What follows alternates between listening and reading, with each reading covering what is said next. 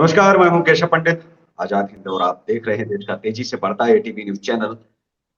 और इस वक्त आप हमारा खास कार्यक्रम देख रहे हैं, लाइव डिबेट। और हमारे साथ आज खास मेहमान हैं डॉक्टर अंशुमान सिंह गुड्डू, जो राष्ट्रीय अध्यक्ष हैं अखिल भारतीय पुलिस सहयोग संगठन के। बहुत बहुत स्वागत है अंशुमान साहब। हमारे साथ में धीरज भारद्वाज जी हैं, जो राष्ट्रीय हिंदू सेवक संघ के राष्ट्रीय अध्यक्ष हैं, संस्थापक हैं। बहुत बहुत स्वागत है धीरज साहब आपका। धन्यवाद जी। बिहार में बाबा बागेश्वर से इतनी घृणा, इतनी नफरत, आखिर क्यों? वो किसी पार्टी के तो एजेंडे नहीं उठा रहे हैं, राम कथा करते हैं, हनुमत कथा कर रहे हैं, और उनके जाने से पहले उनको जो है चुनौती दी जाती है कि आप आकर के तो दिखाइए बिहार में।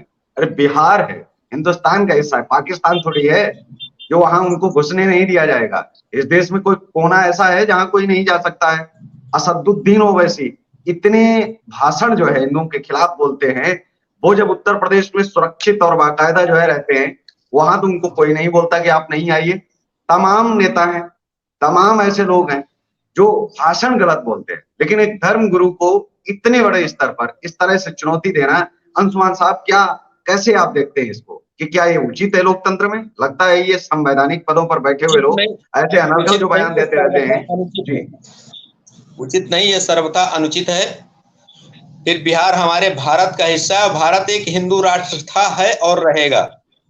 रही बात ये इन चुसलामियों की, तो जब आपने जो कहा असदुद्दीन ओवैसी संपूर्ण भारत में जा सकते हैं, वो भड़काऊ भाषण दे सकते हैं हिंदुओं के खिलाफ, तो हम क्यों नहीं दे सकते? हम अपने धर्म का प्रचार प्रसार क्यों नहीं कर सकते हैं? और बाबा बागेश्वर जी, धीरेन्द्र शास्त्री जी जो है एक सिद्ध महापुरुष हैं, और ऐसे महापुरुष का अपमान तो बिल्कुल हम सहेंगे ही नहीं, किसी भी कीमत में, चाहे हमें जो कुछ करना पड़े।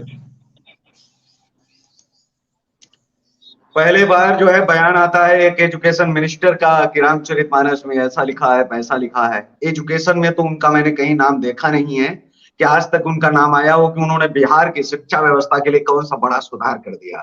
आखिर शिक्षा मंत्री हैं तो कहां से पढ़ करके आए हैं और किस बिना पर उनको बना दिया गया? इतने साल तक बिहार उनको झेलता रहा, और हमें बिहार को ये भी तो जवाब देना चाहिए, बिहार के लोगों को तो जवाब देना चाहिए कम से कम।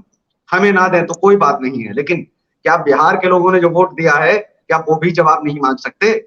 उनको जवाब कौन देगा कि ऐसे एजुकेशन मिनिस्टर, ऐसे पर्यावरण मंत्री जिनको न पर्यावरण का ज्ञान है और उनको कोई ज्ञान नहीं है, कुछ नहीं पता है, अगर हम सीधी सीधी भाषा में कहें, वो लोग आकर के। जी, पहली बात तो ये कि वहां के शिक्षा मंत्री को मुझे कहना नहीं चाहिए, लेकिन कहता हूं चाहे जेल भी जाना पड़े, कोई दिक्कत नहीं।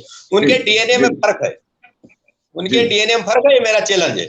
अगर डीएनए में फर्क नहीं होता तो उन्होंने जो शब्द प्रयोग किए थे वो प्रयोग करते ही नहीं रामचरितमानस की चौपाई के विरुद्ध में। जी, धीरज साहब, जो अभी अभी अभी जो हुआ है उसमें फोटोज अभी नहीं जो है क्लियर हुई हैं। बाबा बागेश्वर धाम के पोस्टर पर नर्गल विवादित जो है विवादित शब्द भी लिखे गए हैं, कालिक भी पोती गई है। इस तरह का कैसे आप देखते हैं कि बिहार वो जो चाणक्य की धरती है, चंद्रगुप्त मौर्य की धरती है, और जहां पर जो है ये बात क्यों नहीं हो सकती है? क्यों नहीं कोई जो है धर्म कथा कर सकता है?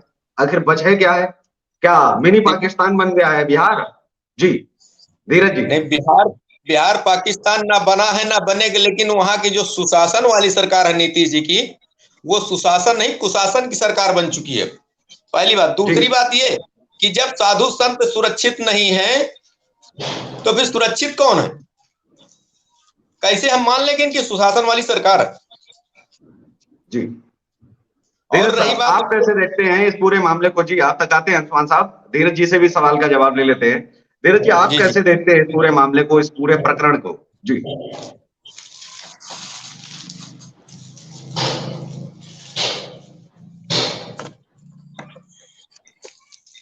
धीरज जी, आवाज पहुंच रही है आप तक?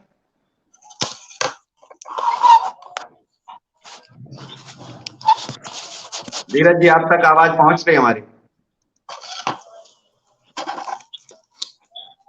शायद धीरज जी तक आवाज नहीं पहुंच पा रही है। जी, नेटवर्क प्रॉब्लम लग रहा है। लेकिन इस पूरे मामले में अगर हम बात करें, अंशुमान साहब, आपने देखा होगा कई जगहों पर जो है, और इतनी बड़ी क्या कार्यवाही अभी तक नहीं हो सकती है, और 21 लोग जो गायब हो गए हैं, जो बताया जा रहा है बागेश्वर धाम सरकार से 21 लोग लगातार गायब हो गए हैं, तो क्या ये साजिश नहीं लगती है धीरेन्द्र शास्त्री के खिलाफ? ये धीरेन्द्र शास्त्री जी को बदनाम करने की 101% साजिश है, और इसकी जांच होना चाहिए। अगर बिहार सरकार सक्षम नहीं है तो इस पर भारत सरकार को केयर करना चाहिए, केंद्रीय गृह मंत्रालय को केयर करना चाहिए, वहां से स्पेशल फोर्स भेजना चाहिए जी, स्पेशली इसकी बिल्कुल जांच होना चाहिए। ये 20 लोग गायब हुए, बहुत दुखद घटना है। जी। और जाहिर सी हमारे बात है कि बिहार इस सरकार समय जो है बागेश्वर धाम जी जी को सुरक्षा व्यवस्था देने में नाकाम है। जी, हमारे और साथ जो में इस वक्त सरकार रामानुज सिंह जी है, जुड़ गए हैं, राष्ट्रीय सुरक्षा पार्टी के राष्ट्रीय अध्यक्ष संस्थापक है। बहुत बहुत स्वागत है रामानुज साहब आपका। नमस्कार सर। जी, बिहार मिनी पाकिस्तान तो नहीं बन गया है, वहां जाकर के जो है धर्म गुरु के पोस्टरों पर कालिक पोत दी जाती है, सबसे पहले उसे चुनौती दी जाती है, इस तरीके की अभद्र भाषाओं का प्रयोग किया जाता है। कैसे आप देखते हैं कि ये सब क्या होना चाहिए? जब बात हिंदुत्व की हो, सनातन की कोई बात कर रहा है, राम कथा कर रहा है, हनुमत कथा का आयोजन हो जहां सुन नहीं सकते, कहते हैं कि भूत पिशाच निकट नहीं आवे, महावीर जब नाम सुना मैं, तो हनुमान जी के नाम से इतना डर रहा है क्या कोई व्यक्ति या कोई समुदाय, कोई जाति, कोई मजहब? वसुदैव कुटुंबकम की बात करने वाले सनातन पर जो है अगर ऐसी कुठाराघात चलता रहा तो कैसे चलेगा? देखिए डर तो लगता है सबको, रही बात डर की तो डर तो सबको लग रहा है, हम बजरंगबली से ये तो क्लियर है।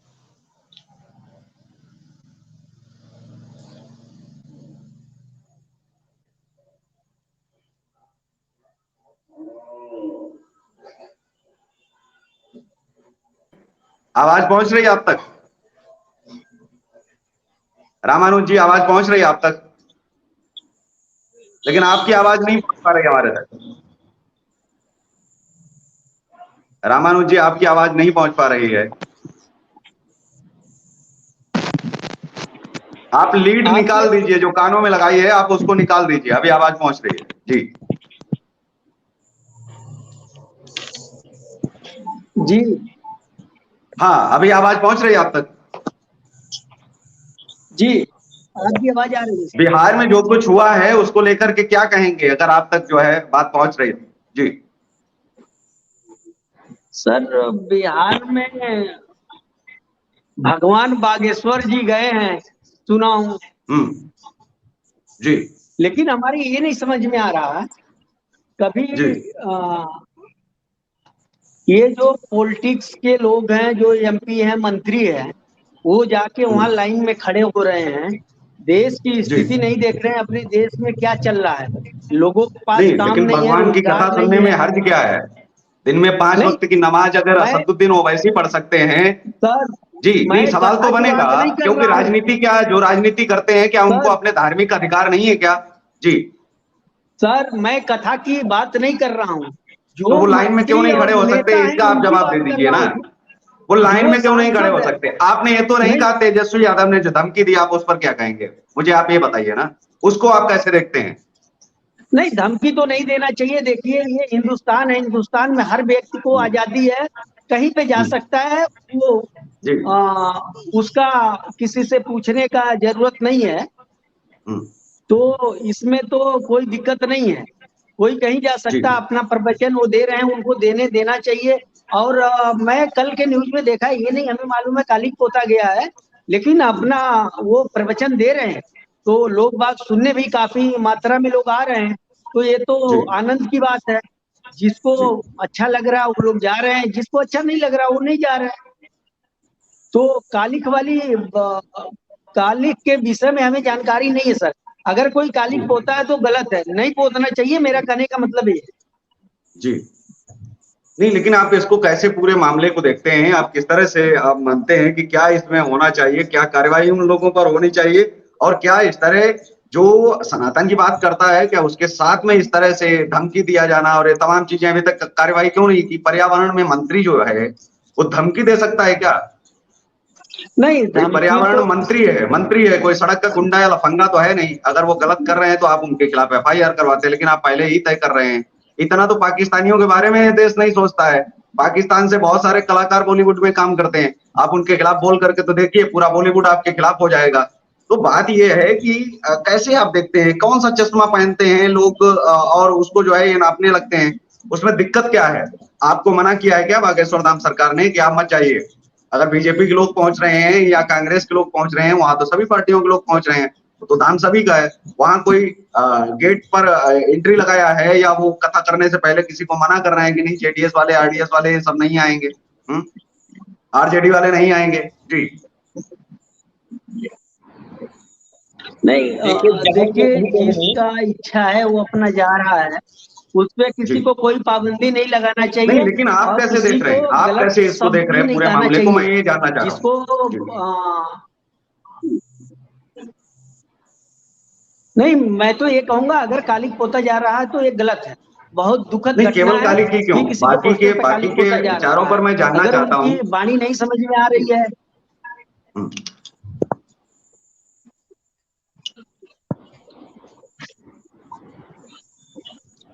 तो आपको लगता है कि तेजस्वी यादव के ऊपर भी कार्रवाई होनी चाहिए? भड़काऊ भाषण, भड़काऊ इस तरीके से सब कुछ किया गया, वहां से भड़काया गया और कहा गया कि आप आएंगे बिहार में तो आपको देख लेंगे, उसके लिए सेना तैयार की। क्या इस तरह का कोई मंत्री हो सकता है इस देश के अंदर कि अपनी सेना अलग से तैयार करे, जो कानून को खुद ही नहीं माने, जिसकी अपनी सरकार होते हुए उसको विश्वास नहीं है कि नहीं कार्रवाई होगी?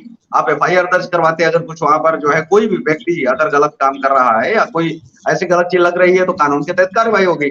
लेकिन आप जो है एक तरीके से आपने ठान के बैठे हैं कि सर नहीं, अगर आप सनातन से बीजेपी के नाम पर अगर बीजेपी वाले आपके साथ में खड़े होंगे तो हम आपको जो है जलील और अपमानित करेंगे। लेकिन ऐसी घटना मैं न्यूज में देखा नहीं, अगर ऐसी घटना हो रहा है तो दुर्भाग्यपूर्ण है सर, गलत है, ऐसा नहीं होना जी चाहिए किसी नहीं, के अभी बारे थोड़ी में देर किसी के पहले ही पोस्टर ये पे सब कालिक हुआ है पोतना। और लगातार जो है उनकी तैयारी भी चल रही है उनको नहीं इसको तो लेकर के। गलत है, लेकिन मैं उसके ये ऊपर समझना कार्रवाई चाहता हूँ सरकार कि वहाँ तेजस्वी की। के बयान का क्या इस पर फर्क पड़ा है? तेजस्वी ने जो बयान दिया उनके आने से पहले, क्या उसको आप असर मानते हैं कि ये असर जो है इसी को लेकर के बताता है, जाहिर करता है कि लोगों में भड़काया है उनको, तभी तो ये उन्होंने किया है। तेजस्वी ने भले नहीं किया हो, लेकिन भड़काना भी तो उसी के अंतर्गत आता है। अब ये तो देखिए सर हर जगह किसी किसी भी प्रदेश में देखिए यही तो हो रहा है, सिर्फ लोगों को भड़काया जा रहा है, लोगों के तकलीफ के बारे में नहीं सोचा जा रहा, सिर्फ उनको भड़काया जा रहा है। ये हर प्रदेश हर जगह हो रहा है। क्या क्या किया जा सकता है उसके ऊपर? जो जिस जगह ये का कार्रवाई जिस सरकार को करना चाहिए वो सरकार कार्रवाई नहीं उस प्रदेश की सरकार करती है। क्या कर सकते हैं? अब वहां अगर ऐसा हुआ है तो वहां की सरकार, आपका माननीय नीतीश जी मुख्यमंत्री हैं, उनको संज्ञान लेना चाहिए, कार्रवाई करनी चाहिए। जी मैं तो लेकिन यही उनका कहना अभी तक चाहूंगा कोई बयान कार्रवाई भी अगर नहीं कोई आया गलत। है। और क्या इसको लेकर के पहले से इनको सजगता नहीं दिखानी चाहिए थी? हमारे साथ में धीरज जी हैं। धीरज जी, आप क्या कहेंगे इस पूरे मामले को लेकर के जो कुछ हुआ है जो बिहार के अंदर? जी, राष्ट्रीय हिंदू सेवक संघ के राष्ट्रीय अध्यक्ष हैं। जी धीरज जी। भारत में ऐसा है महाराज, हर राज्य की अपनी अलग सरकार है। नाम को तो ये पूरा देश भारत है, मगर हर राज्य देश बना हुआ है। बंगाल में ममता बनर्जी की चलती है, मोदी की नहीं चलती। बिहार में नीतीश की चलती है, मोदी की नहीं चलती। और हमने बड़े बड़े संसाधन बनाए, बड़े बड़े पुल बनाए, सड़कें बनाई, मिसाइलें बनाई, टैंक बनाए, मगर हमने हिंदू को हिंदू नहीं बनाया आज तक। ये विडंबना है हमारी। और मैं कहता हूँ बाबा बागेश्वर धाम के साथ बाबा बागेश्वर क्या कर रहे हैं? बाबा बागेश्वर केवल प्रवचन कर रहे हैं। बाबा बागेश्वर के सभा में 10 लाख आदमी है। मेरा दावा है जिस दिन मेरे साथ 2 लाख आदमी होगा, मैं 24 घंटे के अंदर भारत को हिंदू राष्ट्र घोषित कर दूंगा। सब अपनी अपनी दुकान चला रहे हैं, व्यापार चला रहे हैं भारत में। देश की बात कोई नहीं कर रहा है। सब अपनी राजनीति की और व्यापार की बात कर रहे हैं। मोदी सरकार हिंदुओं की बात नहीं कर रही। आप जानते हो गुजराती आदमी व्यापारी होता है। मोदी धर्म को नहीं देख रहे, व्यापार को देख रहे हैं। और सरकार सभी समुदायों को साथ लेकर चलती है। अगर मोदी जी ने एक काम कोई आज तक हिंदुओं के लिए किया हो या एक अधिकार हिंदुओं को दिया हो, तो मेरा चैलेंज है, मुझे बताओ, वरना ऐसी सरकार में आग लगा दो।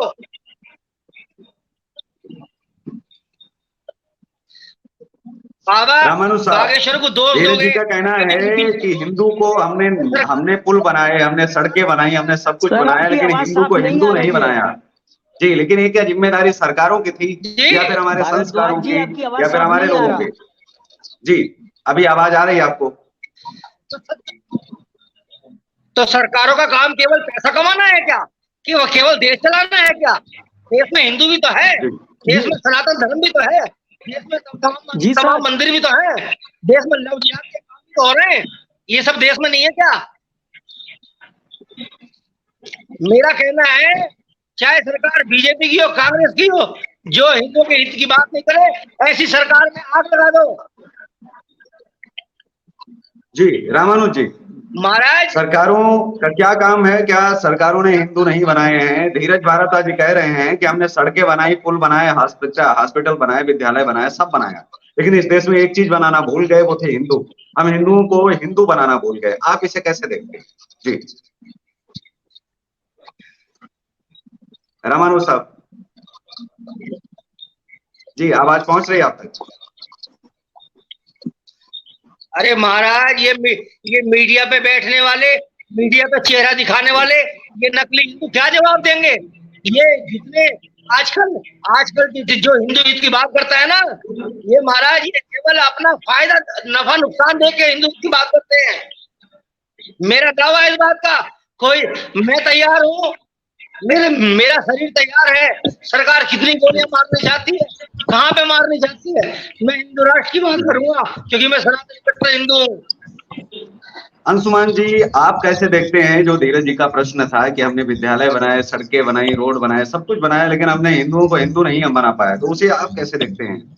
जी धीरज जी का कहना तो सही है, जी, लेकिन ये क्या सरकारों का काम है? जी, हिंदू को भी सतर्क होना चाहिए, हमें अपने धर्म का ध्यान रखना चाहिए। जैसे हमको अपने धर्म का ध्यान है कि मैं हिंदू हूँ, आपको ध्यान है, उनको ध्यान है कि मैं इस्लाम हूँ, 5 वक्त नमाज पढ़ेंगे तो पढ़ेंगे। हमारे हिंदुओं में ये सबसे बड़ी विडंबना है कि उनको अगर कहीं बताया जाता है पूजन अर्चन के लिए तो उनको नागवार गुजरता है। तो अब ये सरकार तो घर घर नहीं बता पाएगी कि आप हिंदू बनो, आप हिंदू बनो, लेकिन हाँ, ये हम समाज सेवियों का काम है, पंडितों साधु संतों का काम है कि हमारे धर्म के लोगों को जागृत करें, उनको बताएं कि आप ये थे, ये हैं, और आप जो पहले से हिंदू थे तो हिंदू आपको रहना है। जी, ये हमारा आपका सबका प्रत्येक हिंदू का कर्तव्य बनता है कि हम हिंदू को बचाएं, हिंदू को बढ़ाएं और हिंदुत्व बनाएं। सरकार तो घर घर जाकर के नहीं बता पाएगी, हिंदू बना पाएगी, लेकिन ये हमारा आपका कर्तव्य है। इस देश का पंडित तो केवल गाली खाने के लिए है, इस देश का ब्राह्मण नहीं, लेकिन हम बागेश्वर धाम सरकार की ही बातचीत कर रहे थे कि जो हिंदू राष्ट्र बयान उनका जो है, हिंदू राष्ट्र पर बयान जो है बिहार में घमासान है, उसको लेकर के आप कैसे देखते हैं? उस पर आप जो है क्या कहेंगे? आपकी प्रतिक्रिया उस पर क्या है? हमारे साथ में रामानुज जी फिर एक बार जुड़ गए हैं। रामानुज जी, आवाज पहुंच रही है आप तक? जी, आवाज पहुंच रही है आप तक? जी, धीरज जी पूछ रहे हैं, धीरज जी कह रहे हैं कि इस देश में हमने पुल बनाए, हमने इस देश में बिल्डिंग बनाई। जी जी, बिल्कुल आपकी आवाज आ रही है। इस देश में हमने सब कुछ बनाया, लेकिन हिंदू को हिंदू बनाना भूल गए। आप इसे कैसे देखते हैं? क्या मानते हैं? ये सरकारों की गलतियां रही कहीं ना कहीं? जी